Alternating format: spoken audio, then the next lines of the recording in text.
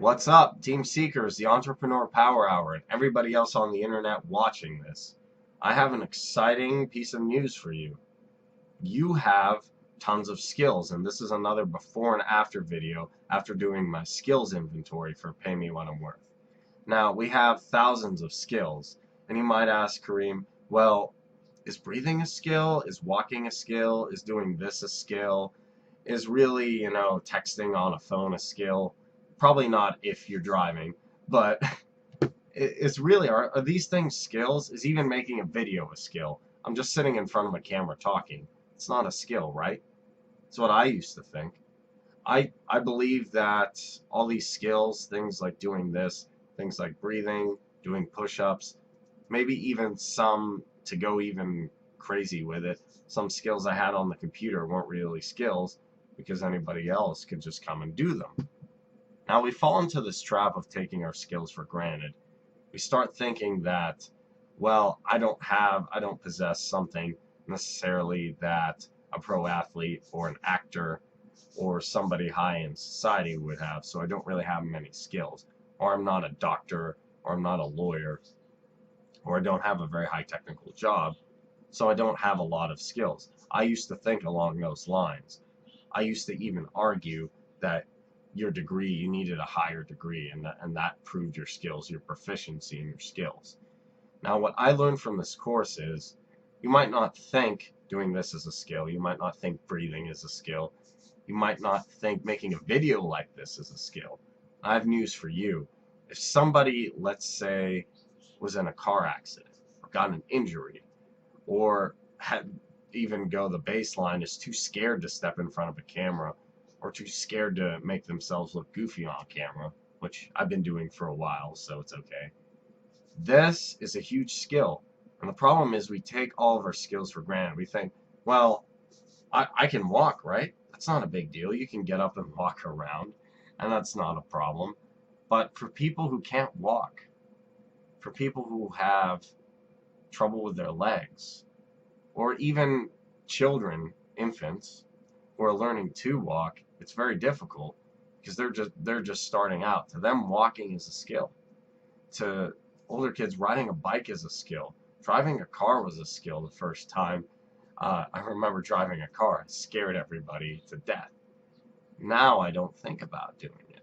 So it's a huge, huge deal that we take even our little minutest skills, this small, and actually I found it's huge. It was monumental to creating more skills, to start believing that I had great skills, even if it's just getting up and going to the car, or learning how to use the bathroom, or learning how to play a simple instrument, or just getting up and walking, or just learning how to talk in front of a camera.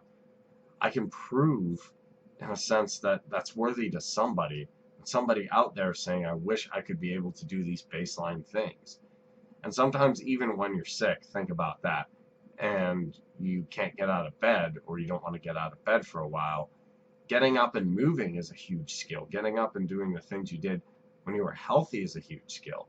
So this power of, it comes down to gratitude. A lot of this has taught me to be more grateful and create a lot more empowering beliefs.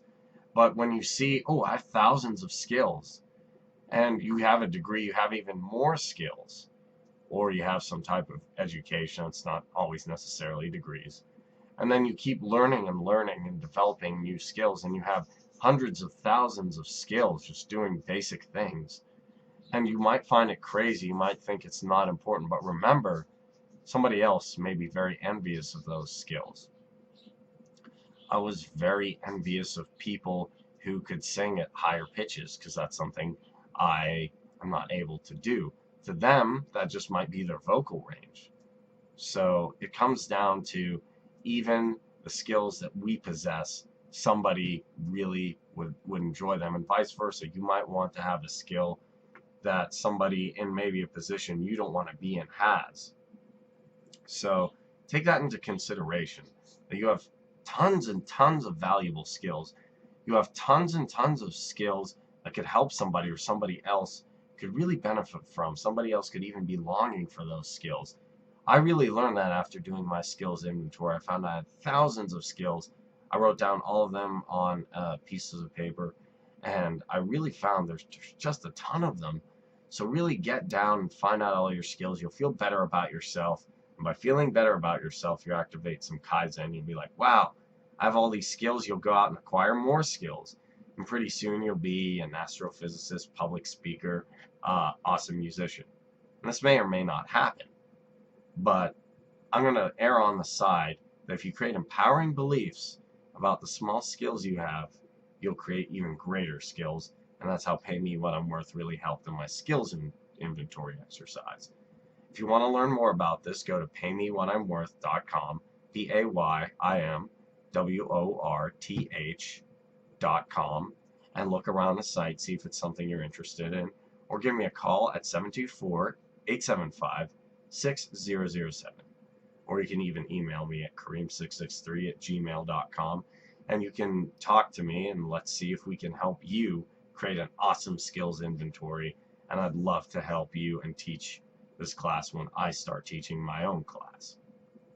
Thank you very much, and have a great day.